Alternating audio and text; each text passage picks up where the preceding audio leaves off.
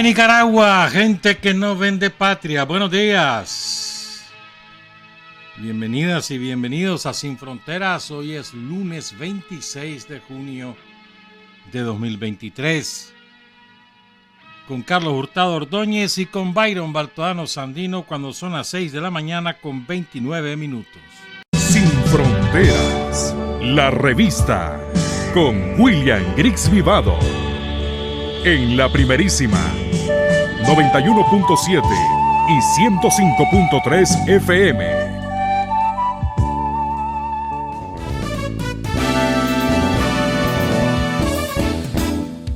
Sin fronteras para decir la verdad.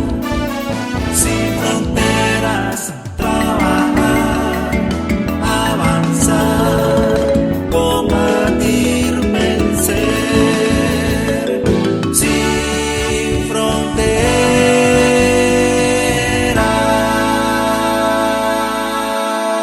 6 de la mañana con 35 minutos. Mañana es un día histórico para nosotros. 1986.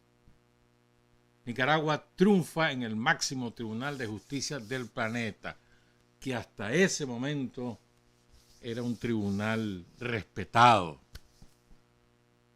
En la Corte Internacional de La Haya, Nicaragua vence a Estados Unidos, que se había retirado porque sabía que iba a perder.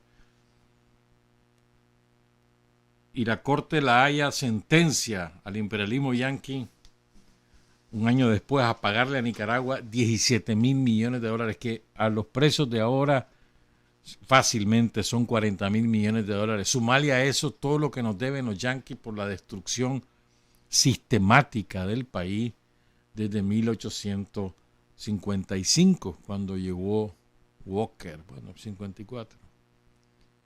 Más las intervenciones durante Zelaya, durante el mequetrefe de Adolfo Díaz, los mequetrefes de Chamorro.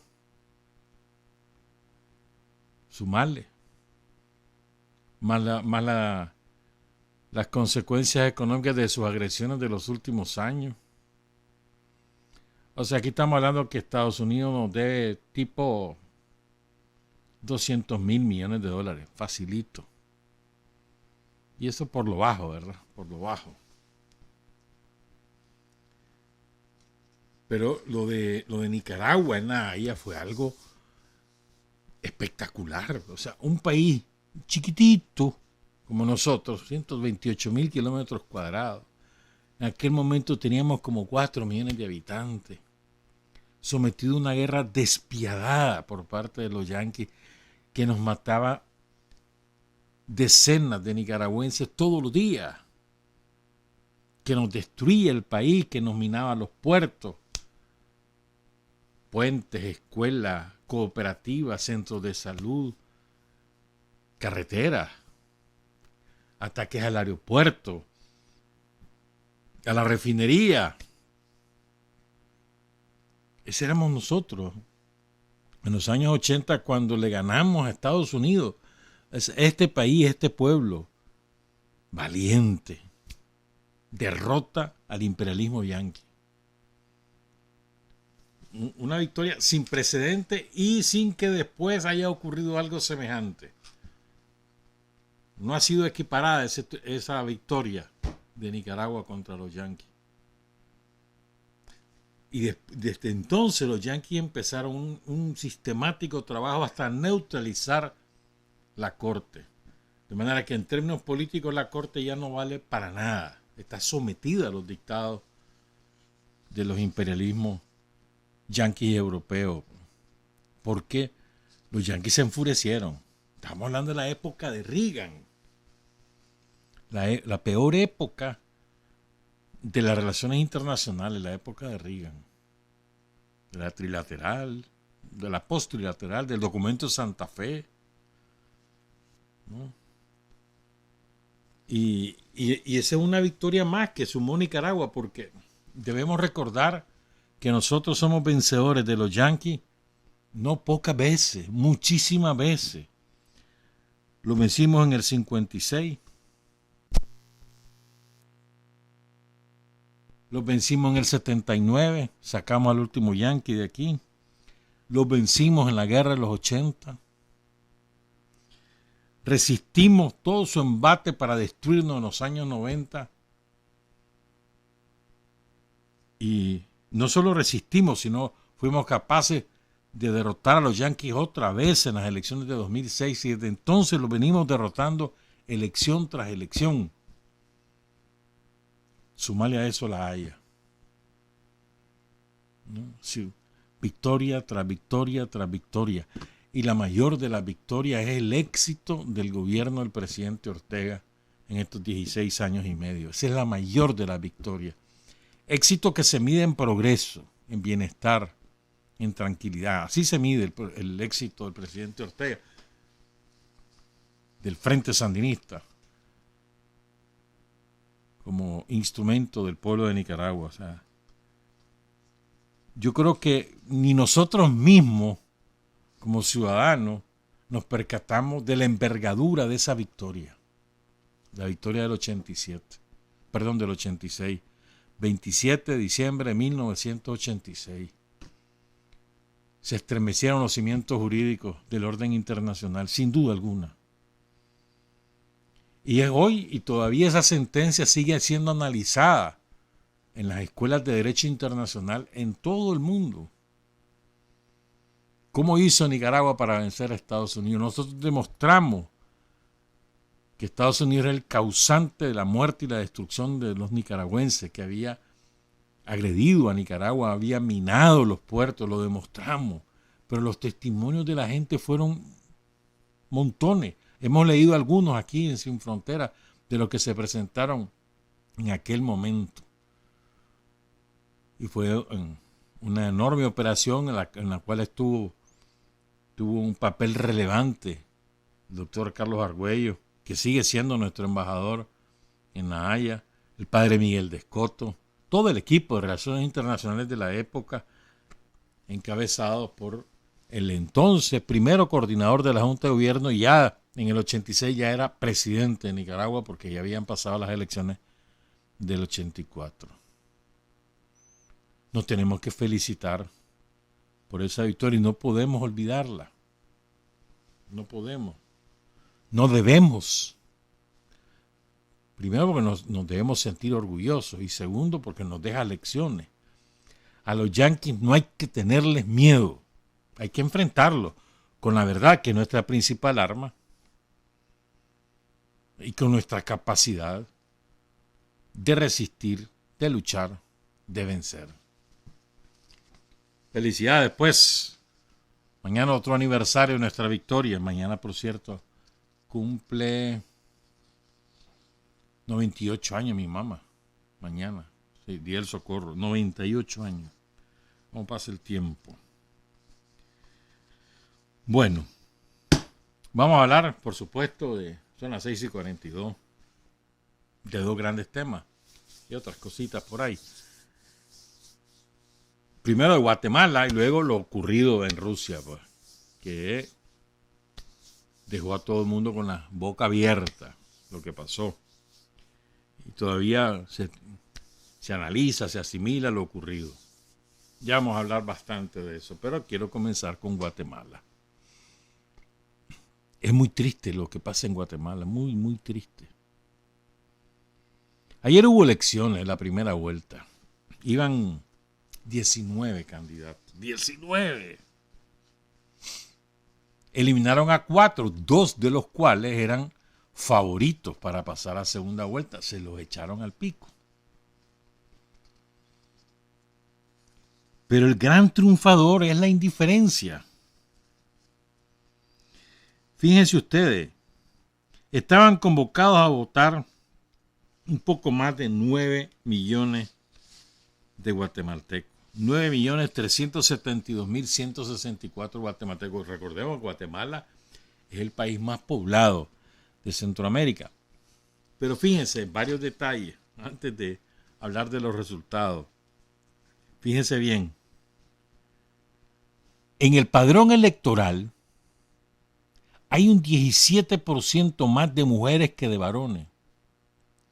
No porque la tasa de natalidad así sea, sino porque hay una inmensa cantidad de varones que han emigrado, principalmente a Estados Unidos, aunque también a México, pero principalmente a Estados Unidos. Son millones de guatemaltecos. O sea, la diferencia entre varones y mujeres, 17% más de mujeres en Guatemala que de varones. Y la mayoría de los que emigran son varones. Sumarle a eso las matanzas.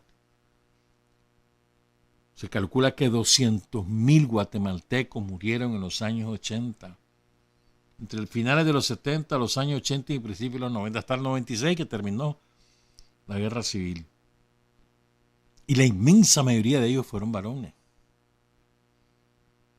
Ese es el primer detalle. El segundo detalle, que es importante.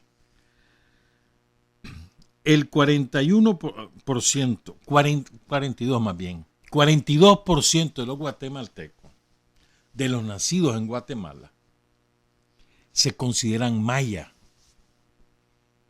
42%. 42% sobre un poco más, alrededor de 11 millones, 12 millones de habitantes. Estás hablando de alrededor de 5 millones de guatemaltecos se consideran maya.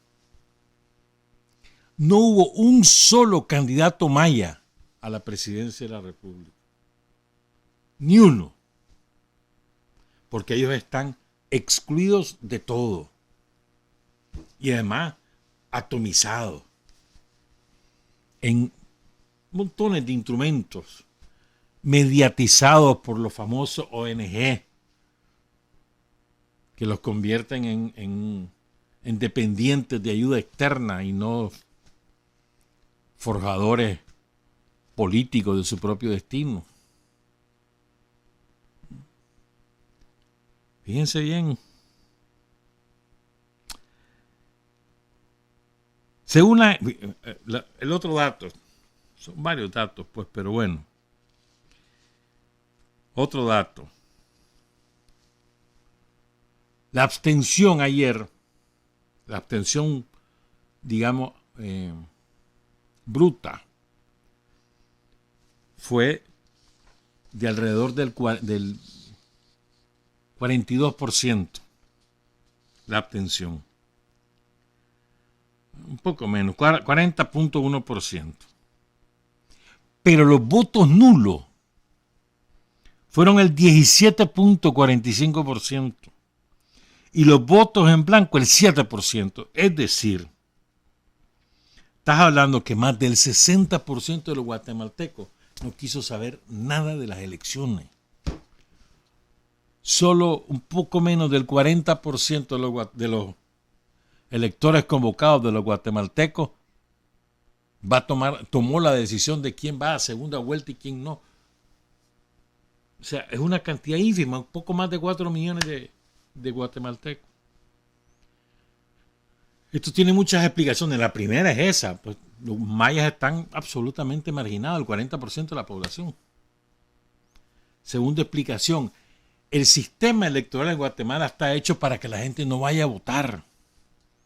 Les ponen lejísimos la junta, concentradas además, entonces hay que hacer, además que tenés que transportarte muchas veces hasta más de 50 kilómetros hasta la urna. Además de eso, cuando llegas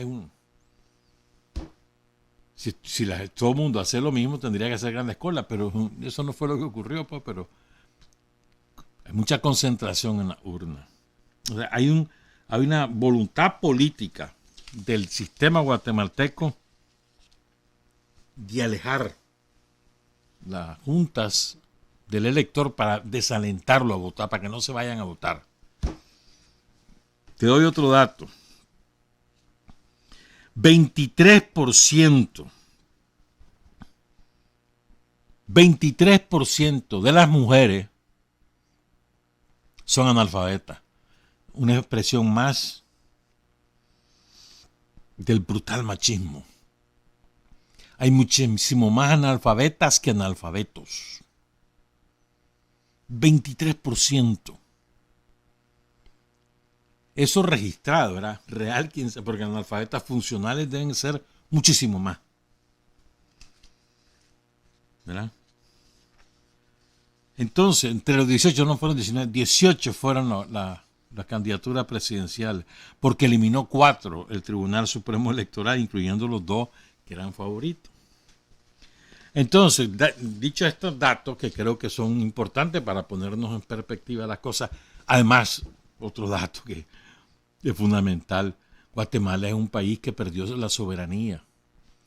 El presidente o la presidenta de Guatemala no ejerce la soberanía porque está intervenido por Estados Unidos a través de un instrumento inventado bajo la mampara de Naciones Unidas que se encarga de todo, supervisa todo, determina quién es corrupto, quién no, quién va a la cárcel y quién no, qué ley es buena y qué ley es mala, qué ley hay que reformar, qué ley hay que derogar, quién puede ser candidato y quién no, quién puede ser ministro y quién no, así. O sea, un país que no ejerce soberanía, ni siquiera en asuntos de menor relevancia, porque se meten la Comisión Internacional que tiene sometido al Estado de Guatemala a una intervención extranjera. Increíble, ¿verdad? O sea que el que va a llegar ahorita, primero que llega respaldado por una minoría de los guatemaltecos. Segundo, que llega a un Estado que no ejerce soberanía. Tercero, llega a un Estado que está atrapado por las redes de la delincuencia internacional organizada y del narcotráfico. Cuarto, unas fuerzas armadas, sobre todo el ejército totalmente corrompido, con un expediente criminal que pocos ejércitos en América Latina lo pueden equiparar al guatemalteco. Ese es el estado de Guatemala. Es muy triste. Muy triste. O sea, los pueblos mayas, imagínate si Guatemala, sobre todo es que todo Guatemala, Yucatán, el Caribe, el sur Caribe de México, es el gran imperio maya, más Honduras, el norte de Honduras, casi todo Honduras. Pero en Guatemala están muchas de las ciudades mayas. Es muy, muy triste. Es lo que te digo, el sometimiento de los pueblos originarios, ¿no? Pero es más un sometimiento ideológico y cultural. De manera que el maya ha sido despojado del poder sobre sí mismo, el maya guatemalteco. ¿Quiénes pasaron a la segunda vuelta? Una vieja conocida de Nicaragua, la Sandra Torres. Era la esposa de Álvaro Colón, tuvo un papel muy relevante en su gobierno, en áreas sociales sobre todo. Como estaba, según la Constitución guatemalteca, ella no podía ser candidata si era pariente en primero o segundo grado de consanguinidad o de afinidad con el presidente, entonces se divorcia de Álvaro Colón. Pero aún así no logró mucho arraigo electoral en esas elecciones. Esta es la tercera vez que compite, después le echaron presa, acusaron de corrupta, de meter reales indebidos en la campaña electoral, después logró salir, volvió a presentarse, quedó creo que en cuarto lugar, no recuerdo bien, y ahora primera vez que queda en primer lugar. Y va a la segunda vuelta. Y el segundo lugar es una enorme sorpresa tanto para los guatemaltecos como para todo el mundo, porque nadie apostaba a que Bernardo Arévalo pasase a la segunda vuelta. ¿Quién es Bernardo Arévalo? El hijo menor del general Juan José Arévalo. Del doctor Juan José Arévalo. El hijo menor. O sea, el que inició el proceso revolucionario como presidente en Guatemala, de lo cual hablamos hace como una semana. El que gana las elecciones del 45. El 45. Estuvo hasta el 50. Este hombre, hijo de Juan José, ya Juan José Arevalo, por supuesto, ya no estaba en Guatemala, había emigrado, primero se fue a vivir a México y él nació en México, este hombre, Bernardo Arevalo. Arevalo Ledón tiene 64 años. Y es enorme sorpresa, él logra, ¿cuánto fue? Ya te digo, el 12% de los votos con un partido llamado Semilla. Este partido surgió en las protestas contra Otto Pérez, ¿se acuerdan? Hace ¿cuánto? Como 8 años, como 7, 9 años por ahí. Cuando, por la enorme corrupción de Otto Pérez, que fue general de extrema derecha, y corrupto, está preso. Entonces en esa protesta ahí surge de esa protesta, de los ONG, de las agrupaciones, de los sectores medios, sobre todo de la ciudad de Guatemala, y ahí surge el partido Semilla. Y ahí logra la gran sorpresa, segundo lugar, pasa a segunda vuelta, pero además no hay manera que lo quiten, pues, porque la diferencia con el tercer lugar es como de 5 puntos.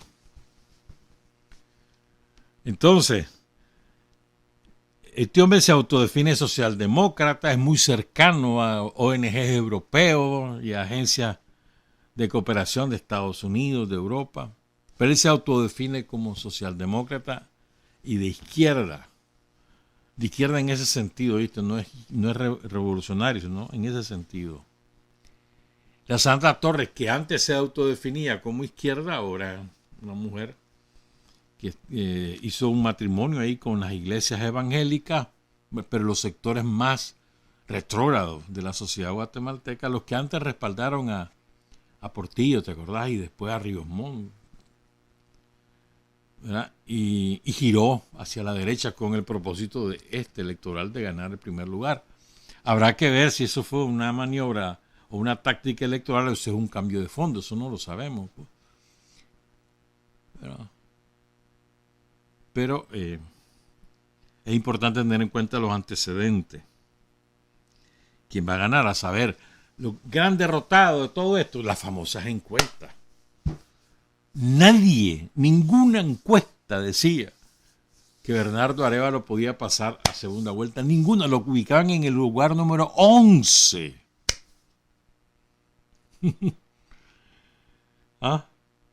Y entonces sale en segundo lugar. Pero además, ya te digo, no es un segundo lugar disputado, ¿no? Cómodo. Claro, cómodo en la atomización del electorado guatemalteco. Primero por la abstención o la nulificación del voto. Y segundo, porque hay 15% en el primer lugar y 11% en el segundo lugar. Imagínate vos, de los que votaron. Si lo tiras eso al universo total, es como el 7-8%. Como la mitad, menos. Es impresionante, ¿no? Otro dato importante. Desde los acuerdos de paz de 1996, nunca ha ganado el mismo partido que gobierna en la siguiente elección. Nunca. O sea, desde el 96 para acá llevamos que, estamos hablando que 8 presidentes, ¿no? 8 por 4, no menos. Como 7 presidentes. 7 partidos. Entonces a mí me da risa eso de que salió diciendo Lula un día, yo creo en la alternancia del poder de los fregues, mira cómo está liquidado tu país por andar creyendo en esa babosada. Pero bueno, es que el Lula anda más perdido que una cabra en procesión, ¿verdad? Pero bueno, la alternancia en el poder, bueno, ahí llevan 8 partidos, 7 partidos, diferentes todos, la mayoría ya se disolvieron, y ninguno repite. Se supone que debería ser mejor porque hay alternancia. ¿Qué va a ser? Guatemala está cada vez peor. ¿No? Dato interesante, ¿no te parece? Entonces, fíjense.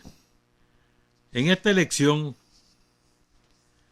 la abstención neta fue del 40%. En la elección de la anterior, a la de 2019, fue del 37,85% en la primera vuelta y del 57% en la segunda. Estamos hablando de un 20% más. O sea, si nos vamos a este dato, muy probablemente vamos a ver en la segunda vuelta, que es el 20 de agosto, una muchísimo mayor abstención que la que acaba de haber. O sea, que a los guatemaltecos les vale lo que pasa en las elecciones. Les vale. Saben que eso no resuelve nada. Había más interés del electorado guatemalteco en las elecciones de su alcalde, como suele ocurrir. Y ahí fueron los más graves incidentes que hubo ayer. Por lo menos en 4 municipios hubo incidentes de violencia. En uno quemaron las boletas porque acusaban a la alcaldesa actual de haber exportado electores para garantizar el triunfo de su apadrinado, ¿no? Pero después también eligieron diputados al Parlacén. Y según los resultados, parece que el partido de gobierno actual de Yamatei, Alejandro, es el que va a ser la primera minoría. La primera minoría. Pero se está hablando de 10-12%. Después va a estar el partido de la Sandra Torre y después el partido de Arévalo. Ahí va a haber otra atomización. Entonces, hay una cantidad de alianzas que se hacen todas por intereses personales, económicos. O sea, lo menos que le importa a la clase política guatemalteca es el pueblo guatemalteco. Ahí está la miseria. O ve las imágenes de la miseria. Y una opulencia enorme en las clases dominantes y los sectores medios parasitarios que se sienten que ya son europeos. Y les vale lo que pase con los mayas. Les vale lo que pase con los empobrecidos. Les vale, no les interesa. Más bien, son felices si están oprimidos, porque que no vengan esos indios aquí, así hablan. Es muy triste. Pero es el retrato. Es como, se parece mucho en eso, en el racismo, en el clasismo, a Perú. A Ecuador, pero más a Perú. Parece mucho. Y al México profundo, ¿verdad? Que sigue siendo así racista y clasista. Entonces, ¿por qué hablamos tanto de Guatemala hoy? Porque ahí nomás nos queda. Nosotros tenemos una colonia nicaragüense en Guatemala que no es gran cosa en términos comparativos con Estados Unidos, pero sí, hay bastantes nicas en Guatemala, ¿verdad? Y eso, pues. Para resumir, la Sandra Torres tuvo 15.45% de los votos, Bernardo Arévalo 12%, y el partido de Yamatei es el que quedó en tercer lugar. Tal Manuel Conde, con el 7.84%. Y aquí viene otra cosa interesante. Porque según las encuestas, la tal Suri Río, la hija del sanguinario Efraín Ríos Montt, tipo, pero sanguinario, usted es el autor de montones de matanzas que desgraciadamente permanece todavía en la vida política guatemalteca. Entonces la hija de él se llama Suri, ¿cómo es? Por ahí va. Río logró, y se suponía que iba a quedar en primer lugar, decía una encuesta, con el 25%. Otra encuesta la ubicaba en tercer lugar, la Sid Gallup, que se la da la Sid Gallup, ¿verdad? Nosotros somos confiables, se la da la Sid Gallup. Y la Sid Gallup no acertó en nada. Decía la Sid Gallup que iba a quedar en tercer lugar con 16%, que la Sandra Torres en segundo con el 20%, ¿verdad? Y que Mulet, bueno, el primero era Pineda, uno de los que sacaron, que era un empresario de transporte. Y Mulet, que es un periodista, iba a quedar en cuarto lugar. ¿Y qué va a hacer, hermano? Otra encuesta, sí ubicaba a la Torres en primero con la Prodato, Mulet en segundo, la Ríos en tercero, y nunca aparecía Bernardo Arévalo. ¿Estamos claros? Suri Ríos se llama la mujercita esta. Y le permitieron la candidatura pese a que la Constitución de Guatemala prohíbe que los que participaron en golpe de Estado o sus familiares, no recuerdo hasta qué grado de consanguinidad, puedan participar como candidatos a cargo ejecutivo. Está prohibido y aún así se lo permitieron. Este es otro ejemplo. Les vale el marco legal, la Constitución no les interesa. Cuando la clase dominante considera que son un estorbo, les vale. Simplemente no la cumplen y ya está. Y después vienen, y apadrinados, ¿verdad? Por la misión intervencionista en Guatemala, apadrinados. Y después hablan de Estado de Derecho. El Estado de Derecho hay que respetar lo que es el marco legal. Y mira ese ejemplo. Y eso, pues. No, fíjate que no. Yo aquí me equivoqué. La Sandra Torres fue primer lugar en las elecciones de 2019, pero perdió la segunda vuelta. Y el compañero de fórmula, como te decía, de la Sandra Torres, es un pastor evangélico llamado Romero Guerra, que nunca había participado en política previamente. Y a ver cómo va la cosa, pues. A mí me encantaría que suponete que cualquiera de los dos que gane, que lleguen y que comiencen a trabajar por la gente. Sería salvaje, ¿verdad? Y que se enfrenten a todo mundo y comiencen a trabajar por el pueblo, por los pobres de Guatemala, que son la inmensa mayoría. Educación, salud, carretera, dignidad, empleo.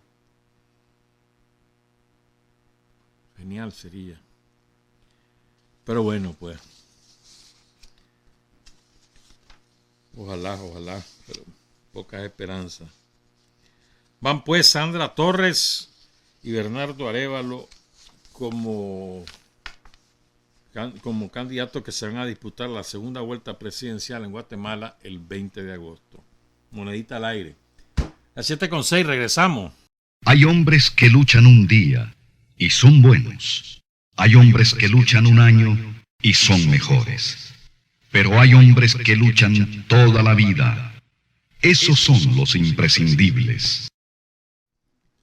Hablemos de un poco de Rusia, pues, de todo lo que ha ocurrido, que tiene a todo el mundo con las charolas peladas. Entonces, me acordé de una cita del príncipe de Maquiavelo. Y me fui a buscarla y sí, no estaba equivocado yo, pero ya se la puedo leer, pero ¿sabes qué? Yo creo que nosotros podemos observar o analizar lo que ocurrió entre viernes y sábado en Rusia con la lupa de la victoria que nosotros hemos obtenido aquí y de la razón por las cuales nosotros hemos obtenido esa victoria. O sea, no verlo, verlo como sandinista, en otras palabras. Entonces, yo creo, primero es importante, creo yo, vamos a explicar qué pasó, por qué pasó y qué consecuencias tiene. Así lo vamos a hacer. ¿Qué ocurrió? ¿Por qué ocurrió? ¿Y qué consecuencias hay? ¿Qué fue lo que pasó? Más o menos a la medianoche del viernes, un poco antes, ya en la madrugada del sábado, hora de Moscú, empezó un movimiento de tropas de una empresa militar privada llamada Wagner, que ha tenido un papel destacado en acciones combativas en Ucrania dentro de la operación militar especial y en algunos países de África y en otras zonas de Rusia en algunos momentos. Su propietario Eugeni Prigozhin. Este hombre es era o gozaba, mejor dicho, de mucha confianza del presidente Vladimir Putin. Es un oligarca, un hombre de derecha, diría incluso de extrema derecha, en términos ideológicos, del poder económico surgido de la corrupción de los años 90, cuando destrozaron el Estado soviético y se hicieron de los activos del Estado soviético, en el caso de Rusia, edificios, haciendas, empresas, dinero, licencias, o sea, una piñata que hubo y surgieron los oligarcas, que ahora son los enemigos de Rusia, son la inmensa mayoría de ellos. Uno de ellos es pues,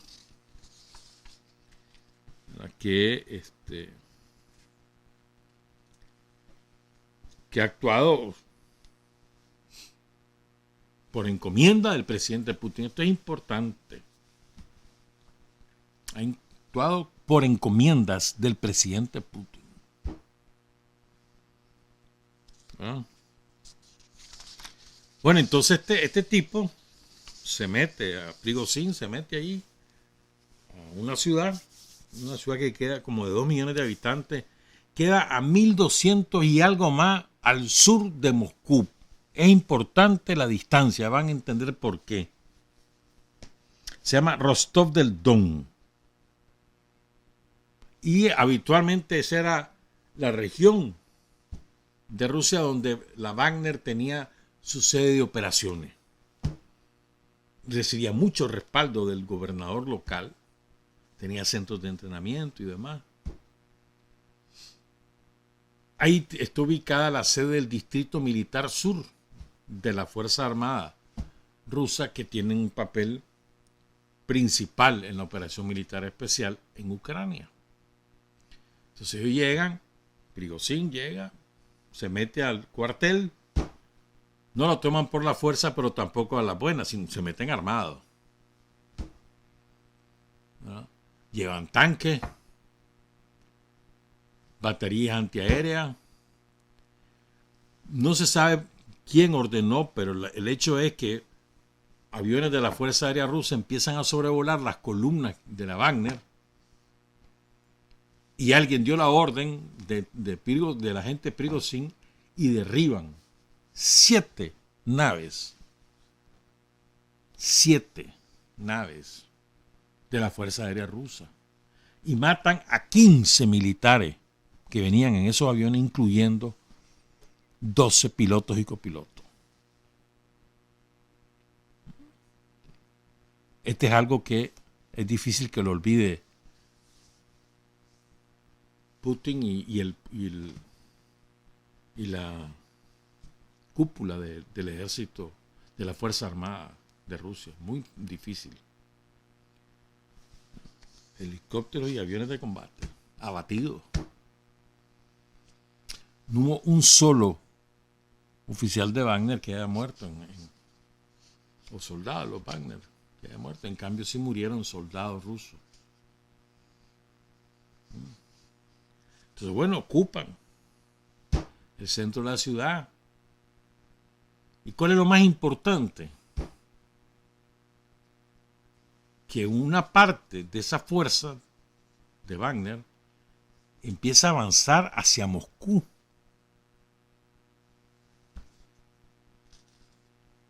Y fíjense, Moscú queda a 1.200 kilómetros de Rostov del Don.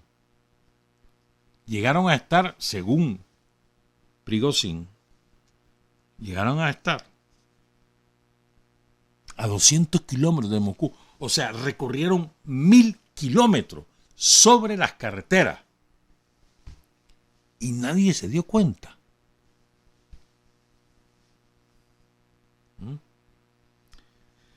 Salió el presidente Putin con un rostro muy severo y visiblemente, digamos, afectado en el sentido golpeado, pues, visible. Yo diría con furia contenida, eso es lo que yo diría. pero define claramente al jefe de la empresa militar, Wagner, lo define como traidor.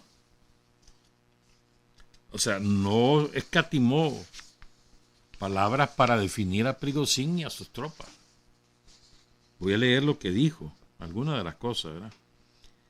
Primero dice, las acciones que dividen nuestra unidad son en esencia una apostasía de nuestro pueblo, renegar de nuestros compañeros de armas que están luchando ahora en el frente. Es una puñalada en la espalda a nuestro país y a nuestro pueblo. Así dijo Putin. No permitiremos que esto vuelva a ocurrir. Protegeremos tanto a nuestro pueblo como a nuestro Estado contra todas las amenazas, incluida, dice Putin, la traición interna. Porque dice, a lo que nos enfrentamos es precisamente a una traición. Y después describe que esa traición es causada por la ambición desmedida y el interés personal. ¿De quién? Pues de Prigozhin, el dueño de Wagner. Pero luego tuvo el cuidado de distinguir los combatientes de Wagner de los dueños de la empresa. Y entonces dice, ¿verdad? Traición a su país, a su pueblo y a la causa por la que lucharon y dieron su vida los combatientes y comandantes del grupo Wagner junto a nuestras otras unidades. Porque los de Wagner son los que liberan Soledar y Artyomovsk, conocida como Bakhmut también por los ucranianos. Y ahí hubo miles de empleados de Wagner que mueren en ese combate. Miles. ¿Verdad? Y su nombre y su gloria, dice Putin, fueron traicionados por quienes intentan organizar la rebelión, empujando al país hacia la anarquía y el fratricidio, hacia la derrota y en definitiva la capitulación. O sea, es una acusación gravísima. Y lo describió como motín armado. Es un golpe contra Rusia, contra nuestro pueblo. En esto insistió 3 veces, en una locución que dura, ¿qué? Como 6-7 minutos. Todos aquellos que deliberadamente tomaron el camino de la traición, que prepararon un motín armado, que tomaron el camino del chantaje y de los métodos terroristas, sufrirán un castigo inevitable. Responderán ante la ley y ante nuestro pueblo. Quienes organizaron y prepararon el amotinamiento armado, quienes alzaron las armas contra sus compañeros de lucha, traicionaron a Rusia y responderán por ello. Así cerró Putin. Él se comunicó con Lukashenko, que es el presidente de Bielorrusia, que es el aliado más estrecho de Rusia. Es casi ya un estado común. Casi, no llega a serlo, casi.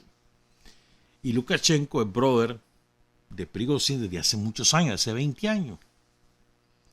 Entonces, entre los dos se pusieron de acuerdo, entre Putin y Lukashenko, para que Lukashenko intentara disuadir a Prigozhin.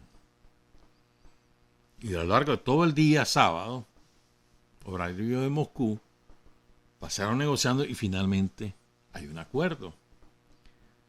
Prigozhin se retira a sus campamentos y él se va a vivir a Bielorrusia y a cambio le retira los cargos que había formulado la Fiscalía de Moscú, de Rusia, el día viernes por sedición.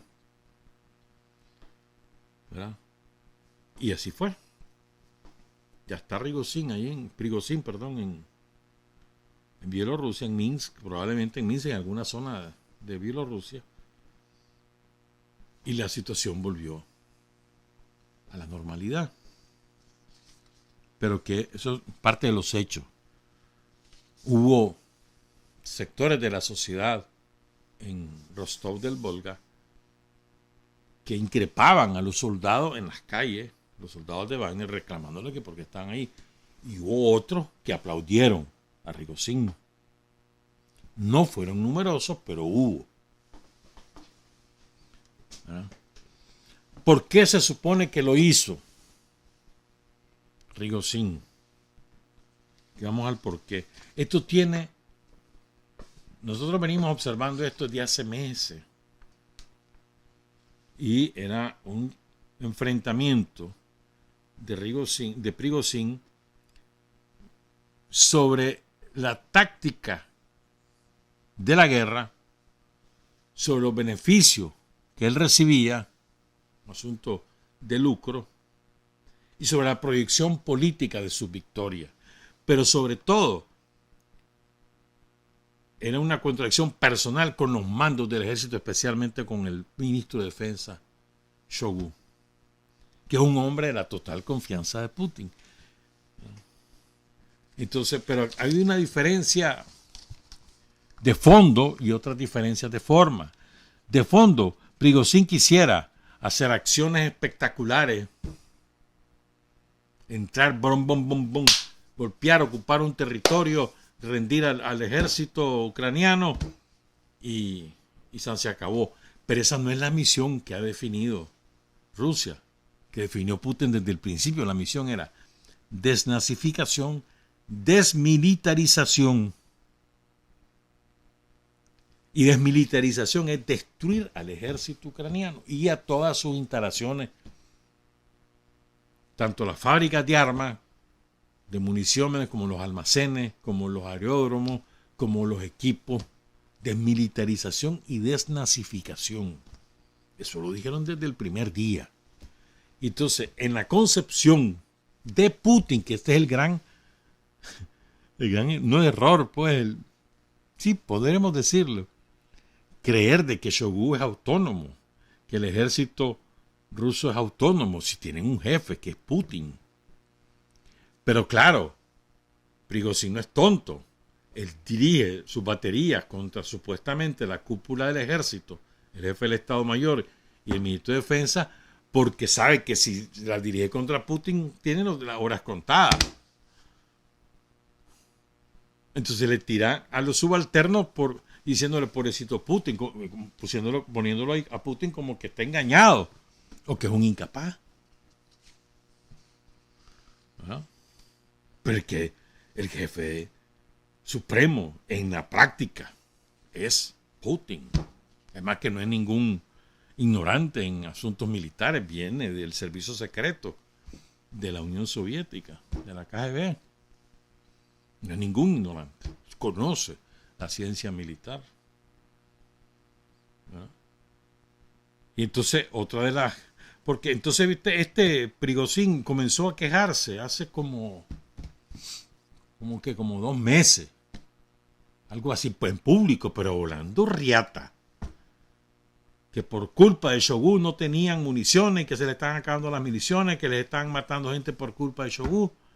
Me acuerdo de eso. Y y se la dejaron pasar. Después vino y se comenzó a pelear en público con el presidente de Chechenia, Kadyrov.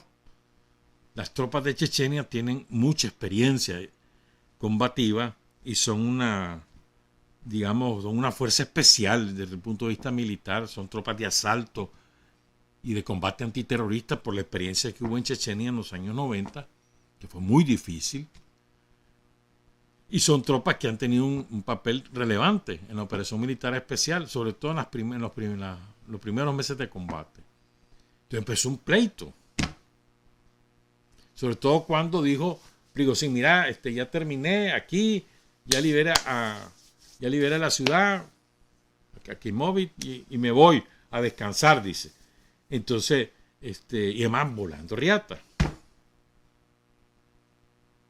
Entonces dijo Kadyrov, bueno, pues nosotros podemos ocupar los sitios que está dejando libre pues, porque tiene derecho a descansar. Ya que él se arrechó y comenzó un pleito en público. Yo te digo, vos me decís.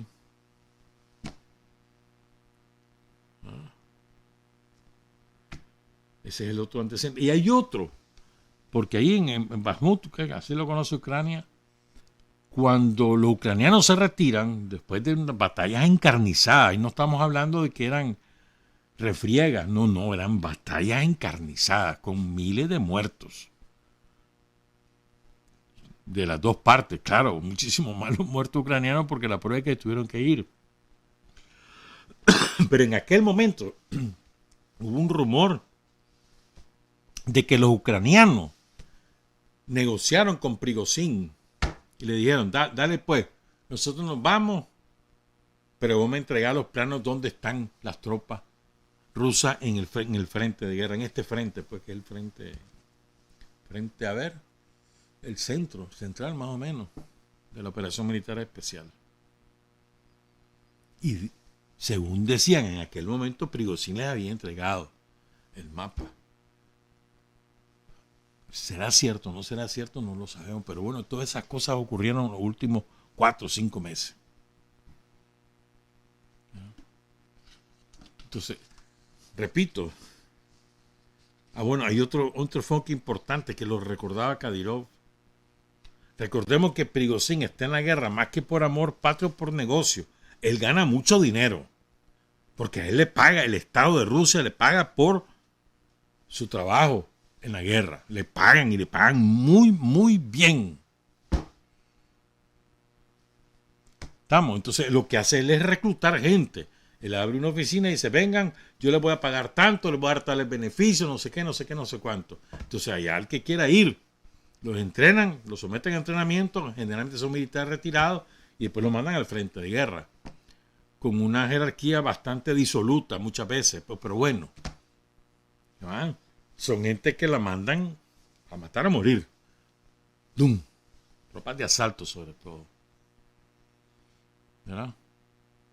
Pero Prigozhin le gana muchísimo dinero. Para él la guerra es un negocio. No se nos olvide eso. Y entonces, ¿habrá habido o no arreglo con servicios de inteligencia de los imperialismos europeos y yanquis? Está por verse. En este momento no hay ninguna prueba que así lo confirme. En este momento pueden aparecer en el transcurso de las semanas y meses, pero en este momento no hay nada que lo pruebe. ¿Verdad? Pero lo que sí es cierto es que le hizo un favor a los yanquis y a la OTAN, un favor. Esto sí es cierto. ¿Sí? Hayan estado involucrados o no en la conspiración los servicios de inteligencia de la OTAN, hayan estado o no involucrados, la verdad es que la acción de Prigozhin favoreció los intereses enemigos de Rusia. Esa es la verdad. Yo creo que es importante tomar en cuenta lo que dijo Putin, y aquí vamos a las consecuencias. Tomar en cuenta lo que dijo, porque es difícil que él se pueda retractar de lo que dijo. Dijo que era un motín armado, que era una traición y que lo van a pagar. Que se retracta y ahora Prigozhin se va tranquilamente a Ucrania. Y los 15 muertos y las naves destruidas. Ni siquiera Ucrania ha destruido tantas naves como las que destruyó en un solo día, en menos de un día, las baterías antiaéreas de la Wagner. Y eso le van a dar media vuelta y ya está. Van a voltear la página. Lo considero improbable. Además, si esto sale impune, alienta a que otros eventualmente van a hacer lo mismo. Entonces, una situación, a mí me parece complicada, pues, en ese sentido. Putin tiene que actuar. Las baterías de Prigozhin eran contra la cúpula de defensa. Eso es una ilusión. El que se crea ese cuento es una ilusión. Pues, si Putin puso a Shoigu y lo controla él y despacha diario con él y toma decisiones todos los días y le dice lo que hay que hacer además, Putin es de los que se llama por teléfono. Esto es literal. Hay teléfonos satelitales en todo el frente de guerra. Llama por teléfono a soldados rasos y les pregunta cómo está la cosa. Después a tenientes, a sargentos, a pilotos. Los llama directamente. No anda creyendo solo que le dicen sus generales o sus coroneles. No, él personalmente llama. Y les pregunta cómo está la cosa y pide cuenta. Entonces, el que crea que Putin no sabe lo que hace el ministro de Defensa o el jefe del Estado Mayor está orinando fuera del huacal, hombre. ¿Sí me explico, no? Entonces, por esa misma razón, Putin sabe que el golpe es contra él. Que Prigozhin lo está encubriendo, diciendo que es Shogun, que no sé qué. Pero el golpe es contra él, como jefe de Estado, como jefe supremo de las Fuerzas Armadas de Rusia. ¿No? Entonces, por eso es que él dice, esto es una traición contra Rusia, una puñalada contra el pueblo, y es también una traición contra él, a él. Ahora te voy a decir otra cosa. ¿Y dónde estaban los servicios de seguridad? ¿Dónde estaba la inteligencia y la contrainteligencia del ejército y el Ministerio del Interior de Rusia? ¿Y qué hacen eso? Que llegaron hasta 200 kilómetros antes de Moscú una columna de tanques y de tropas y nadie se dio cuenta. Y nadie supo que eso iba a ocurrir. Y entonces, ¿para qué tener servicios de seguridad si ni siquiera pueden advertir una conspiración de ese tamaño? Porque se dieron cuenta hasta el viernes. Ya cuando ya estaba todo montado. Unas horas antes que ocuparan la ciudad de Rostov. Se dieron cuenta y sacaron, pusieron una denuncia en la fiscalía, pero eso no fue de un día. O sea, Prigozhin no conspiró y organizó esta movilización en 24 horas. Eso lleva semanas de preparación. Además, sigiloso. El avance sigiloso, la convocatoria a tus tropas, decirle, mira, vamos a hacer tal cosa.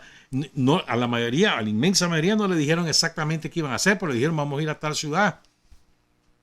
Y se movilizaron. Y después salieron rumbo a Moscú y no se dieron cuenta los servicios de seguridad, la inteligencia, la contrainteligencia, ¿dónde están? Y es para pasarle factura a todito.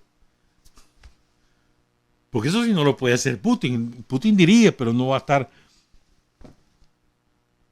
viendo al espía que está metido ahí. Para eso tienen mandos intermedios. Otra cosa es la dirección de la guerra. Ahí tiene que haber una sacudida, hermano, de Padre Señor mío. Pues. O es la otra, que también entra dentro de las probabilidades. Probabilidad más que posibilidad. Y es que los servicios de inteligencia le hayan dicho a Putin, mire, está pasando esto, va a pasar esto, y que Putin no lo haya creído, porque confiaba en Prigozhin. Entra dentro de las probabilidades. Pero yo lo creo muy lejano. Porque si algo tiene Putin es que es desconfiado. Si no, no estaría donde está. Ahora, ¿qué ocurre? ¿A quién golpeó esto? A Putin y a Rusia. En términos, sobre todo, de relaciones internacionales y en la fractura de la unidad monolítica que hasta ahora había alrededor de la figura de Putin y de las Fuerzas Armadas en su lucha por desnazificar y desmilitarizar Ucrania. Abre una fisura. Pero el mayor golpe es internacional. Porque Putin se vio muy frágil. Claro, él recupera parte de eso porque lo resolvió en menos de 24 horas. Recupera. Y demostró liderazgo. ¿Ya? Eso recuperó una parte, pero ya el golpe está dado. A él, ¿qué es lo que más le importó? Le importa a él en todo caso. Sus aliados estratégicos, ¿quiénes son? Bielorrusia, China, principalmente. No únicamente, principalmente. Todos los países del Asia Central. Por eso es que él habla con los presidentes de toda esa zona. Pero sobre todo es China y Bielorrusia, son sus dos. Los chinos guardaron prudente silencio a lo largo del sábado. Hasta el domingo se dio cuenta uno de que había habido una reunión entre el vicecanciller ruso y el vicecanciller chino. Ahí abordaron el tema y ahí dijeron, confiamos en la sabiduría de Putin, no sé cuánto, y respaldamos a Rusia. Ya después han salido algunos analistas militares chinos dando sus puntos de vista, etc. Pero Xi Jinping, esta boca no es mía. Chitón pitillo. Ni en un sentido ni en el otro. Pero sí hay una cosa que ha empezado a salir. Bueno, ya tiene como 3 semanas de estar saliendo esto desde ese flanco, desde el flanco de los aliados de Rusia. Y empezando a presionar porque hay un empantanamiento en esa guerra y Rusia tiene que buscar cómo inclinar la balanza de una vez y dejar de prolongar el conflicto. Ha habido mucha presión en este sentido en la última semana. Y China es uno de los que está diciendo eso. Que está empantanado eso. Que hay que buscar cómo resolver ya. Y de alguna manera también es la presión de Prigozhin. Pero repito, la lógica con la que está actuando Putin y todo esto año y medio que lleva la guerra, la lógica es desmilitarizar, o sea, quitar la capacidad a Ucrania de tener su propia producción de armas y de municiones y de poseer instalaciones para hacer guerra. Esa es una. Y la otra, la desnazificación, es eliminar a todos los mandos nazi, no solamente militares, sino políticos. Y ahí han ido detrás de eso. Han ido moliendo. Es una pisonadora sobre el ejército ucraniano, y han tenido que, ya iban como 4 convocatorias, ya están convocando gente hasta de 30 años, porque ya se les acabaron los jóvenes. Y más la enorme cantidad de mercenarios que ha llegado a Ucrania, de Polonia, de Alemania, de Francia, de Gran Bretaña, de Estados Unidos, de Holanda, de los países nórdicos, de Japón, de Corea del Sur. Y han ido muriendo montones también. La superioridad militar de Rusia es inobjetable en términos nucleares. Nadie es más poderoso en el planeta Tierra que Rusia en armas nucleares, pero tiene debilidades en ¿cómo te dijera yo? En el armamento táctico, sobre todo el moderno.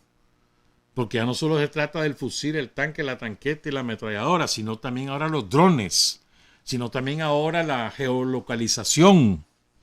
Y en eso estaba atrasado Rusia. Se han ido poniendo al día, pero estaban atrasados. Al principio los ucranianos le compraron drones a Turquía y le hicieron mucho daño. Al principio no, a mediados del año pasado. Y Rusia se tuvo que poner al día rápidamente.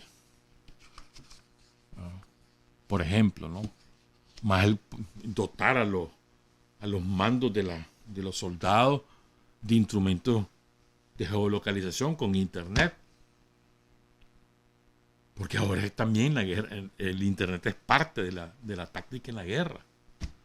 Para localizar dónde está el enemigo, para pegar bien en el blanco, para comunicarte con tus mandos superiores o con las tropas que están al lado. Y en eso estaban atrasados. Y se han ido poniendo al día. Entonces, estamos en un punto que yo creo pues, es una opinión muy personal, que Putin va a tener que meter el acelerador. Creo que no le queda otra alternativa. Meter el acelerador y tratar de desequilibrar la guerra de una vez por todas. Pues. Y tiene que poner... Es que yo no le veo que Prigozhin salga indemne de esto. No le veo. Ya hay una ley que va a prohibir de que las empresas militares operen por sí solas si no es bajo contrato con el Ministerio de Defensa. Ya está prohibido de que recluten prisioneros, porque antes, hasta diciembre del año pasado, podían reclutar prisioneros. O sea, que cumplieran su condena en la guerra, aunque si morían, se morían, pues. Ya no. Y eso ya desde diciembre del año pasado. Pero la ley sí. Entonces, hay quienes incluso en el Parlamento ruso están proponiendo por prohibir las empresas militares. Ahora, ¿qué gran lección te queda aquí? Vos no puedes tener 2 ejércitos. Hay un solo mando. Sí, hombre. Esa es una enorme lección. Y eso no es de ahora, esa lección. Es lección de la historia. No puede. Todo tiene que estar subordinado a un solo mando. Y el mando supremo es el jefe de Estado, el presidente de la República. Eso aquí en la Cochinchina, pero en términos operativos, un solo mando. Sea de una empresa privada o sea del ejército mismo, no importa, un solo mando. Vos no podés tener dos fuerzas que operan autónomamente, no podés.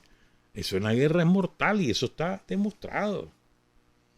Entonces Prigozhin operaba por sí solo, le daba la tarea a Putin, mira, vas a hacer esto, más esto, más esto, y aquel se iba solo y sin coordinación de ningún tipo, o sea, operando solo en el autónomamente, pues, si quería informaba y si no quería no informaba, eso era asunto de él. Y ese era uno de los resentimientos también del ejército profesional de Rusia, que además es un ejército muy competente, que cada vez más había más descontento entre los mandos del ejército, de los tratos privilegiados con los Wagner y con Prigozhin en particular. Hay una anécdota que cuenta un coronel del ejército de Donetsk, ya retirado. Dice él que él vio en persona lo que es Prigozhin, actuar en persona, porque un subordinado de él le dijo que no se podía hacer determinado asunto y lo agarró a golpes delante de todo el mundo ahí. Y después le cayeron encima los lugartenientes de Prigozhin ahí mismo. A tal punto, dice el coronel, que él creía que lo habían matado porque se lo llevaron. O sea, tipo mafia. Si no haces lo que te digo, te muelo a golpe o te mato. Tipo mafia. Ese es el comportamiento de Prigozhin, un oligarca de extrema derecha, que lo que le interesa es hacer dinero. Otras cosas son los comandantes y los soldados de Wagner que han demostrado valentía y arrojo en el combate y han tenido éxitos resonantes. Pero Prigozhin lo que hace es sacar dinero de eso. Él es un mercenario. Así.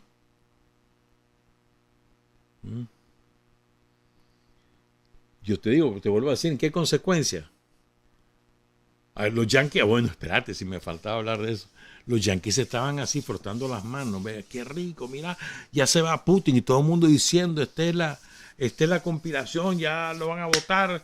Todo el mundo diciendo los de la OTAN, ¿verdad? Y entonces los medios, pero apenas resolvieron el asunto, como a las pocas horas, entonces todo el mundo, qué barbaridad, mano, perdimos la oportunidad.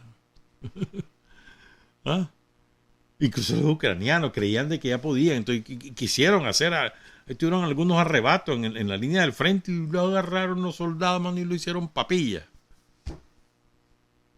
Y anoche y antenoche hubo bombardeo masivo de distintas instalaciones, entonces, la guerra no aflojó. Pero creían que ya eso los debilitaba, que no sé cuánto. O sea, como te dijera yo,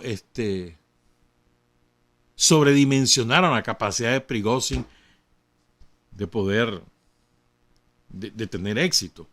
Pero sobre todas las cosas, ¿qué fue lo que definió esto? Y aquí digo yo que es que lo tenemos que ver a la luz de nosotros. A ver, nosotros contra el golpe somocista 2018, ¿cuál fue nuestra fuerza? ¿Cuál fue el punto desequilibrante? El pueblo. El pueblo. La inmensa mayoría del pueblo siguió trabajando, sacando adelante su propia vida y la economía del país. Se fue disciplinado, había la orden de no entrarse a pelear, esperar el momento, y cuando hubo el momento, ya está. Cuando Daniel dijo, ahora, bum, bum, se acabó. O sea, ¿cuál fue la fortaleza de Daniel del frente de Nicaragua? El pueblo. Y sobre todo, más que el pueblo organizado. Vos viste Si acaso seguiste la situación en Rusia de viernes y sábado, ¿viste alguna vez alguna manifestación en uno u otro sentido? Nada, el pueblo ajeno. Un asunto de militares. O sea, ¿de qué carece Putin? De fuerza popular organizada. Porque él no es un hombre que tenga esa opción. Putin no es un revolucionario. Estamos claros en eso. En el sentido social de la palabra. En el sentido antiimperialista de la palabra sí lo es. Pero en el sentido social no lo es. De hecho, no desaprovecha oportunidad para lanzar su arenga anticomunista. Y lo hizo el sábado. Reivindicando al zar Nicolás II. Me pareció insólito.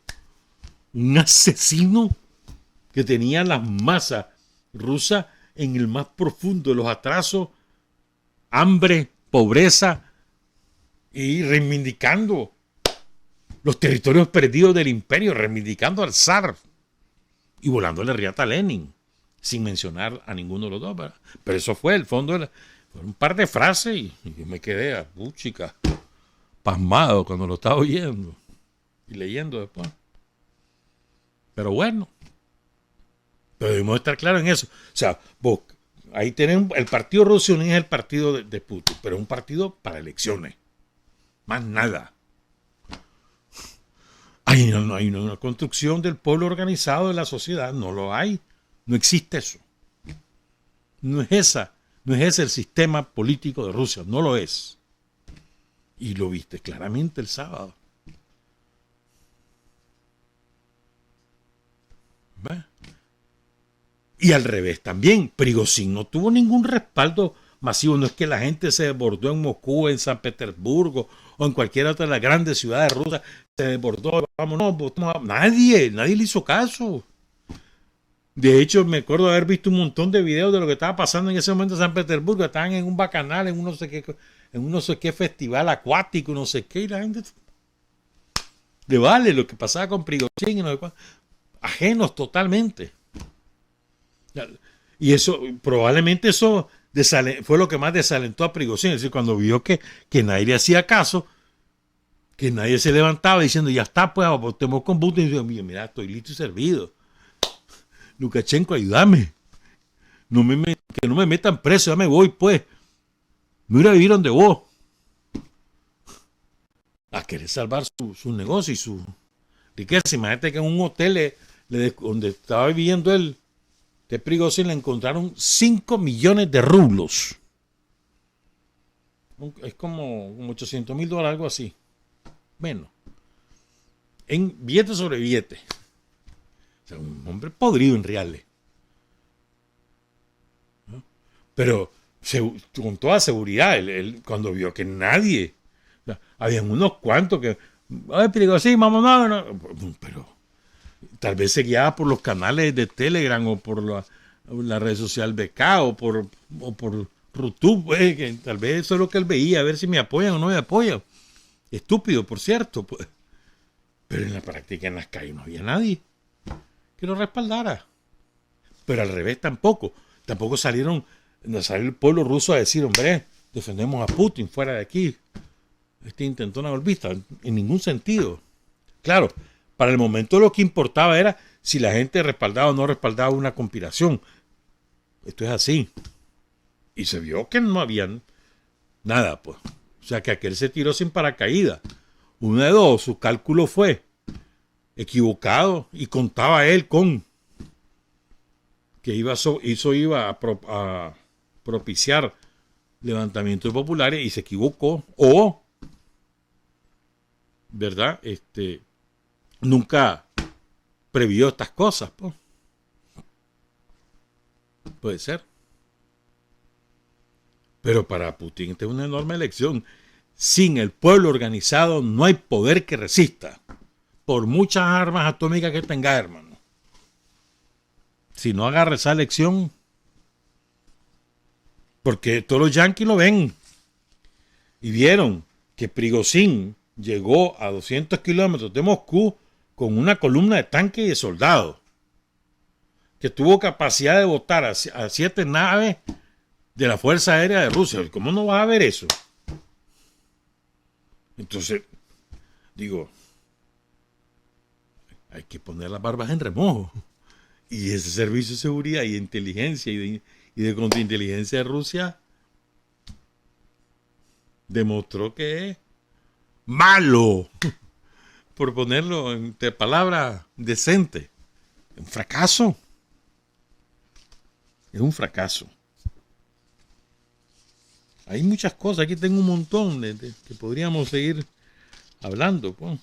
Que el mismo Prigozhin admitió de que sí, que su gente fue la que botó esos aviones y ofreció pagarle a la familia de los muertos y pagarle al Estado ruso por la pérdida de las naves.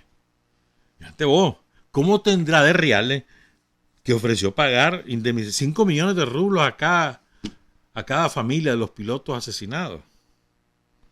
Y ofreció pagarle 50 millones de rublos por cada nave al Estado ruso. ¿Cómo tendrá de reales ese hombre?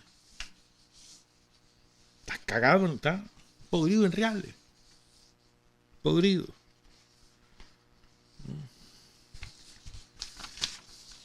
Dice un analista que se llama Nikolai Sevostañov, no hay nada que celebrar. Dice, la única manera de evitar una guerra civil es eliminar sus posibles causas. Eso solo puede hacerse tomando decisiones basadas en principios. A veces impopulares, pero hoy, por el contrario, soluciones que la sociedad, sobre todo parte de la sociedad que quiere que Rusia gane, está esperando. Aplazarlo para el futuro ya no es una opción, porque el 24 de junio Rusia caminó justo sobre el borde de la guerra civil. Se puede decir todo lo que se quiera, que la campaña de Wagner contra Moscú tenía un objetivo definido con nombres concretos, pero cualquier acción armada es un juego con tantas incógnitas que los objetivos iniciales se ahogan muy rápidamente en un caos creciente. La historia nos lo enseña con demasiada claridad. Lo peor que se podría hacer es tomar uno de 3 caminos. Declarar que ya la prueba se superó y no se ha superado, dice este analista. Dice, antes de la prueba de choque quedaba un paso y lo ocurrido sería percibido por muchos como una guía para la acción, incluidos los que quieren destruir el Estado de Rusia. Segundo, decir que los wagneristas dieron la vuelta porque se les acabó la gasolina o la cerveza o que les dolía, que fue superfluo pues las razones por las cuales dieron la vuelta. No, hombre. Dice, se dieron la vuelta porque en las más duras negociaciones cuyos detalles algún día conoceremos, se encontró un camino que les permitió sortear las puertas del infierno que se abrieron en todo el país. Y la tercera cosa, dice este analista, es entrar en la teoría de la conspiración, consolándose que todo estaba arreglado desde el principio y que en general se trataba de una puesta en escena de Putin para llevar a Prigozhin y los Wagner a Bielorrusia y desde ahí amenazar Kiev. Tampoco es así, dice este hombre. Y al final dice, lo ocurrido 24 de junio ha permitido, dice, o obligó a muchos a mostrar su verdadera cara, porque hubo algunos que se escondieron de esos blogueros y de esos analistas, los politólogos, los opinólogos, todos, incluso dirigentes políticos que se escondieron, guardaron silencio o empezaron a volar reata. Y después cuando vieron que la cosa ya no, entonces comenzaron a retroceder. Como ocurre con toda crisis, ¿no? Así es toda crisis. ¿No? Y hay otro experto que dice, se llama Boris Sereliyevsky. Es muy bueno este artículo. Dice, decir que la situación está resuelta es imposible, dice. Es una situación en desarrollo con un reguero de consecuencias. Es un golpe al prestigio del Estado. Puede suscitar dudas sobre nuestra estabilidad interna, la fortaleza y sostenibilidad de nuestro gobierno en algunos países que han empezado a mirar a Rusia, porque casualmente ahorita va a ser la cumbre del BRICS. que se supone que es la alternativa a los poderes imperiales y que se va a ampliar y demás. Va a ser en Sudáfrica. Se suponía que iba Putin para allá, ahora lo dudo. ¿Verdad? Segundo, dice, Prigozhin puede ser imitado, incluso por élites regionales con aspiraciones separatistas latentes, es decir, con élites de algunas repúblicas de la Federación Rusa que quisieran proclamar su independencia. Tercero, dice este analista militar, que me parece muy interesante, repito su nombre, Boris Serelivsky. Dice, tercero, hay una escisión, hay una división en la sociedad. Miles de wagneristas, de los soldados de Wagner, participaron consciente y voluntariamente contra las autoridades del Estado. Sabían muy bien a dónde iban y por qué. Gran parte de sus camaradas se negaron a unirse a la protesta, pero estos fueron dispuestos a destruir a todo el que se interponga. Otro ejemplo, dice, es la actitud ante los acontecimientos de los residentes de la región de Zaporiña y de la República de Donetsk, que esperaban ansiosos la segunda etapa de la ofensiva bandera, y los que aplaudieron en Rostov a los empleados de Wagner y a Yevgeny Prigozhin. El discurso dividió a la sociedad en opositores y partidarios. 4.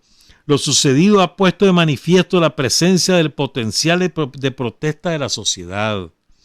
Los enemigos de Rusia quieren utilizarlo en un envoltorio patriótico adecuado. Muchos se mostraron dispuestos a apoyar el levantamiento. La única consigna del discurso fue la destitución de Shoigu y el jefe del Estado Mayor Gerasimov. Gerasimov no dice nada al hombre medio, mientras que Shoigu fue una vez bastante popular, ocupando casi el segundo lugar después del presidente. No se trata solo de una cuestión de profesionalismo de ambos, que también la hay. El hecho es que para desacreditar al emperador Nicolás, al zar Nicolás, también se utilizó la figura de Rasputín. Es decir, utilizaron en aquel tiempo, dice él, ¿verdad? Utilizaron la argucia de volarle riata a Rasputín para no enfrentarse al zar, y que ahora hace lo mismo Prigozhin, le vuela riata a Shoigu para no volarle riata a Putin, ¿verdad? Lo sucedido demostró, dice este analista, que un sistema de gobierno basado en controles y equilibrios, arreglos turbios y la existencia de una zona gris en el ámbito jurídico es francamente peligroso, porque hace a Rusia vulnerable en el contexto de una guerra híbrida a gran escala por parte de Occidente. Es necesaria una cadena de mando vertical basada en líneas claras de autoridad y en estricta responsabilidad personal de los dirigentes. Si no se trabaja en detalle sobre los errores en poco tiempo, puede que la próxima vez no funcione. Dios está por nosotros, pero no debemos tentarle. Boris Serelivsky. Importante.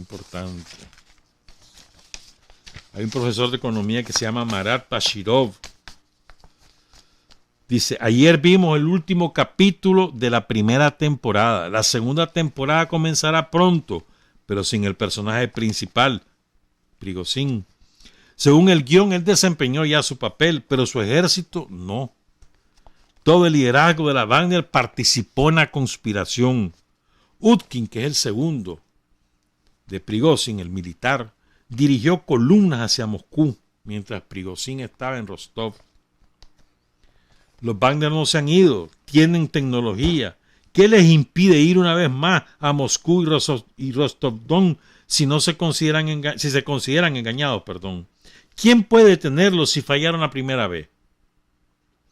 Así que no nos relajamos temprano. Nada está terminado aún. Para cerrar, esto es lo que falta, dice, un discurso del presidente Putin.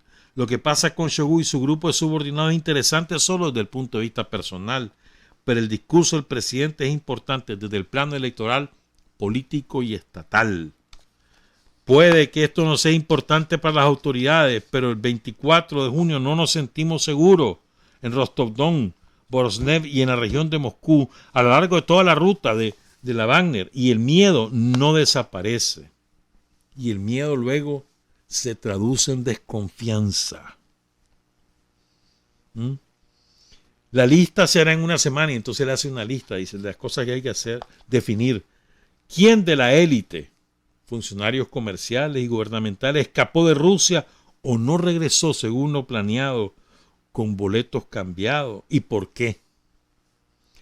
¿Cuál de las figuras estatales y políticas apoyó públicamente el discurso del presidente Putin y llamó a Prigozhin rebelde y traidor? ¿Quiénes de los expertos y personajes públicos comentaron los hechos en los medios federales y cómo el tono se valorará por separado, a favor, en contra o elusivo, ni en favor ni en contra? ¿Quién y cómo comentó los eventos en las redes sociales? ¿Cuál de los funcionarios actuó en términos de protocolos de seguridad, prevención de consecuencias e iniciativa personal? Y hay una lista más grande, dice el hombre. Marat Bashirov. Y lo último que yo solo quiero apuntar, es verdad, estamos en el pleno siglo XXI, ya adentrado hacia la mitad de la tercera década, 2023. Esto no son tiempos para reconstruir la Unión Soviética como fue. Si alguna vez se puede reconstruir algo, ya no va a ser como fue la Unión Soviética, porque no son las mismas condiciones, porque los pueblos hemos cambiado, porque el mundo ha cambiado. Esto es verdad. Pero también es verdad que es imposible restaurar el gran imperio ruso. El imperio ruso ya no puede volver. El que aspire a ser de nuevo como el zar Nicolás está listo y servido. O sea, ni lo uno ni lo otro. Es decir, son nuevas condiciones, nuevas circunstancias. El mundo es diferente, la gente es diferente, la vida es diferente. Y una cosa más, recordemos que el principal partido de oposición en Rusia es el Partido Comunista. El principal partido de oposición, el segundo lugar, es el Partido Comunista, que ha sido leal con Putin. Inmediatamente Gerasimov, que es el presidente del Partido Comunista, inmediatamente a los 3-5 minutos de haber hablado Putin, salió diciendo: yo respaldo lo que dice Putin. Lealtad. No pasó lo mismo con otros políticos de Rusia que generalmente han sido aduladores del poder. En cambio, Gerasimov, que ha sido muy crítico con el ejercicio del gobierno de Putin en términos internos, de políticas sociales, de empleo, de recuperación de la fuerza del Estado y muchas otras cosas más, ha sido leal en la guerra por la sobrevivencia del Estado ruso y con los objetivos de la operación militar especial, desnazificación, desmilitarización y protección de los pueblos de la etnia rusa ahí en el antiguo oriente ucraniano, que hoy ya es parte de la Federación Rusa. ¿Verdad? O sea, estamos hablando de que si esto pasó en una potencia del nivel de Rusia, que no es cualquier cosa, el país más grande de la Tierra, el país más poderoso en términos de armas nucleares, el país con mayores reservas de recursos naturales del planeta, la mayor reserva de agua está en Rusia, entre las mayores reservas de gas y de petróleo están en Rusia, y de otros minerales, de montones de minerales. Hay zonas inexploradas, un país inmenso. En ese país pasó esta aventura militar. ¿De dónde estaba la inteligencia y la contrainteligencia rusa? De verdad que a mí no me pasa eso, no me pasa. ¿Cómo es posible que le hayan pegado en la nariz, les hayan nalgueado, hermano, y ni cuenta se daban? Entonces, seguramente va a haber una sacudida en el poder, seguramente. Pero la principal lección, creo yo, de lo ocurrido es que lo que define el poder es el pueblo. Si vos no tenés organizado al pueblo, no hay forma de que pueda sobrevivir. Podés ser presidente nominal, pero si no organizas al pueblo, en las siguientes elecciones te van a votar. Por eso hay que tener el pueblo organizado, para que además haga el ejercicio del poder. resuelva sus problemas, participe de la solución de los problemas y del ejercicio del poder.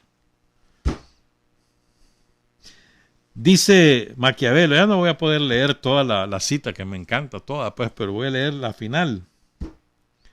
La mejor de todas las fortalezas es no ser odiado por el pueblo.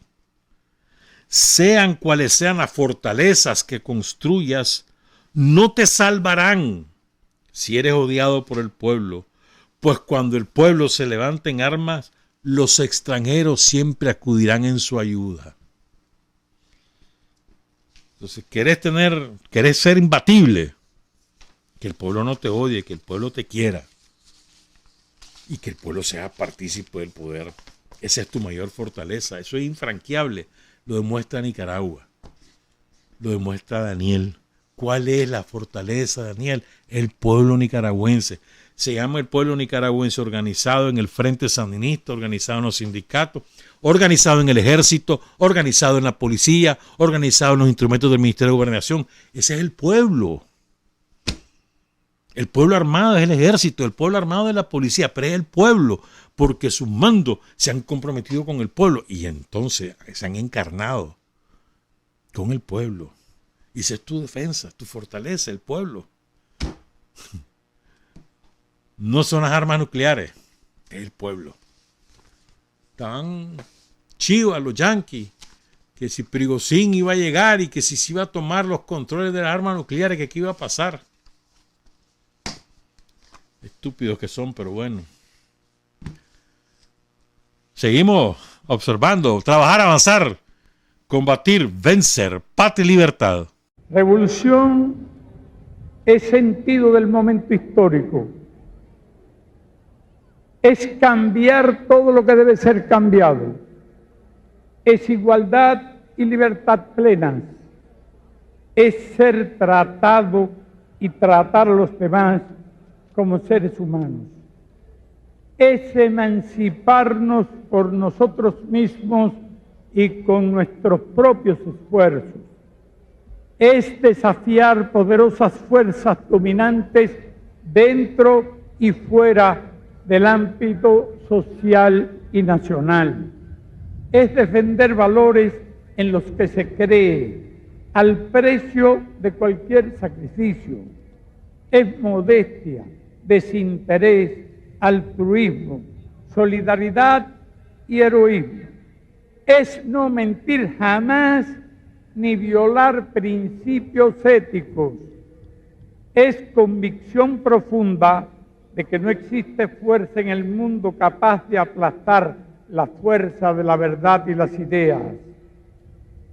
Revolución es unidad, es independencia, es luchar por nuestro sueño de justicia para Cuba y para el mundo, que es la base de nuestro patriotismo, nuestro socialismo y nuestro internacionalismo.